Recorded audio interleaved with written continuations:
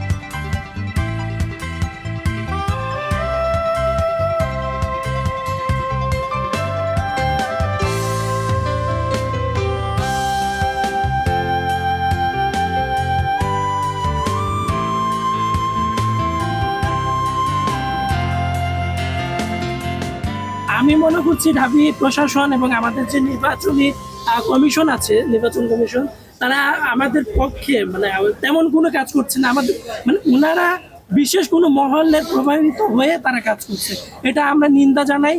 এবং আমরা প্রত্যাশা করি যে নির্বাচন কমিশন, সেই সাথে আমাদের অভিভাবক তুল্য শিক্ষকবৃন্দ, ঢাবি প্রশাসন, তারা নিরপেক্ষ জায়গা থেকে আমাদের সবার কনসার্নকে আমলে নিয়ে তারা সুষ্ঠু তদন্ত করে এর একটা ব্যবস্থা গ্রহণ করবে। অনলাইনে অফলাইনে নানানভাবে সেটাকে ফ্রেমিং করা হচ্ছে এবং সেই ফ্রেমিং এর বিরুদ্ধে আমরা কথা বলেছি। কিন্তু দুর্ভাগ্যজনক হলেও সত্য, ডাকসু নির্বাচনকে কেন্দ্র করে আমরা বিভিন্ন প্যানেল থেকে যে জিনিসটি প্রত্যাশা করেছিলাম সেটি হচ্ছে তারা শিক্ষার্থীদের জন্য আসলে কি কাজ করতে চায়, তারা আমাদের জন্য কেমন বিশ্ববিদ্যালয় বিনির্মাণ করতে চায়। কিন্তু আনফরচুনেটলি আমরা আজকে অনলাইনে যাই কিংবা বিভিন্ন প্যানেলের প্রেস কনফারেন্সগুলো দেখি, তাহলে দেখি তারা শিক্ষার্থীদের জন্য কি করতে চায় তার চেয়ে বেশি আলোচনা করে ঐক্যবদ্ধ শিক্ষার্থী জোটকে কিভাবে দমিয়ে রাখা যায়। আমরা জুলাই পরবর্তী সময়ে চেয়েছিলাম এমন একটি রাজনৈতিক সংস্কৃতি যেখানে প্রতিযোগিতা থাকবে কিন্তু বৈরিতা থাকবে না, পরস্পরের প্রতি শ্রদ্ধা রেখে আমরা রাজনীতি করতে চেয়েছিলাম। কিন্তু আনফরচুনেটলি মানে আমাদের এই জিনিসটি এখনো পর্যন্ত আমরা বিনির্মাণ করতে পারিনি। আরেকটি খুবই দুঃখজনক ফ্রেমিং আপনারা লক্ষ্য করবেন, সেটা হচ্ছে যে ঐক্যবদ্ধ শিক্ষার্থী জোট থেকে যে সকল নারী শিক্ষার্থী তারা নির্বাচন করছেন তাদেরকে মানে দ্বিতীয় শ্রেণীর নারী হিসেবে উপস্থাপন করা, অর্থাৎ তাদের কোনো নারী হিসেবে কোনো অধিকার থাকবে না। অন্য নারীদেরকে গালিগালাজ করলে সেটাকে গালি হিসেবে কনসিডার করা হবে, কিন্তু ঐক্যবদ্ধ শিক্ষার্থী জোটের শিক্ষার্থীদেরকে গালিগালাজ করা জায়েজ। এই যে ফ্রেমিংটা করা হচ্ছে, আমরা বিশ্বাস করি এটি একটি রেসিস্ট মতবাদ এবং একই সাথে এটি একটি কলোনিয়াল মতবাদ। আমরা ঢাকা বিশ্ববিদ্যালয়কে ডিকলোনাইজ করতে চাই। ঢাকা বিশ্ববিদ্যালয় থেকে হিজাবের বিরুদ্ধে যে সকল কথাবার্তা ছিল সেগুলোর মূলোৎপাটন করতে চাই। এখানে একজন শিক্ষার্থী তার পোশাকের স্বাধীনতা ভোগ করবে, একজন শিক্ষার্থী তার মতামতের স্বাধীনতা ভোগ করবে।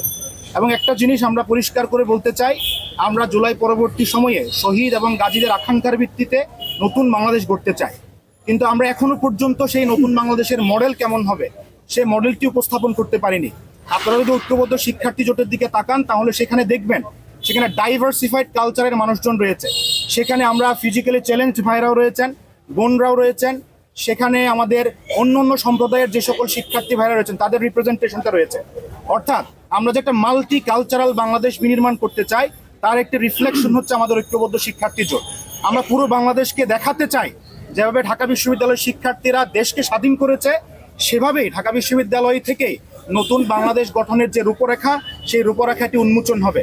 সেজন্য আমি অন্য প্যানেলের যে সকল ভাই বোনেরা পদপ্রার্থী হয়েছেন তাদের প্রতি অনুরোধ জানাবো, আপনারা শিক্ষার্থীদের সামনে আপনারা কি করতে চান, কেমন বিশ্ববিদ্যালয় নির্মাণ করতে চান সেটিও উপস্থাপন করুন।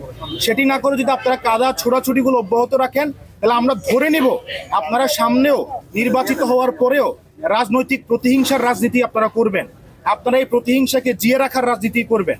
আমরা স্পষ্ট করে বলছি, শিক্ষার্থীরা যেমন বিশ্ববিদ্যালয় দেখতে চায়, শিক্ষার্থীরা যেমন খাদ্য খেতে চান, শিক্ষার্থীরা যেমন পরিবেশে পড়াশোনা করতে চান, তেমন বিশ্ববিদ্যালয় বিনির্মাণ ঐক্যবদ্ধ শিক্ষার্থী জোটের স্বপ্ন।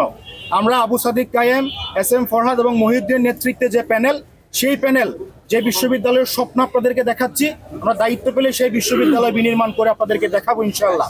শিক্ষার্থীরা আমাদের উপর আস্থা রাখছে, সে আস্থার প্রতিদান আমরা দিব। শিক্ষার্থীদের প্রত্যেকটা পোস্ট, প্রত্যেকটা কমেন্টের যে দায়বদ্ধতা, সে দায়বদ্ধতা আমরা ফিল করি। সে দায়বদ্ধতার জায়গা থেকে তাদের স্বপ্নের বাংলাদেশ আমরা বিনির্মাণ করব, তাদের স্বপ্নে ঢাকা বিশ্ববিদ্যালয় আমরা বিনির্মাণ করব।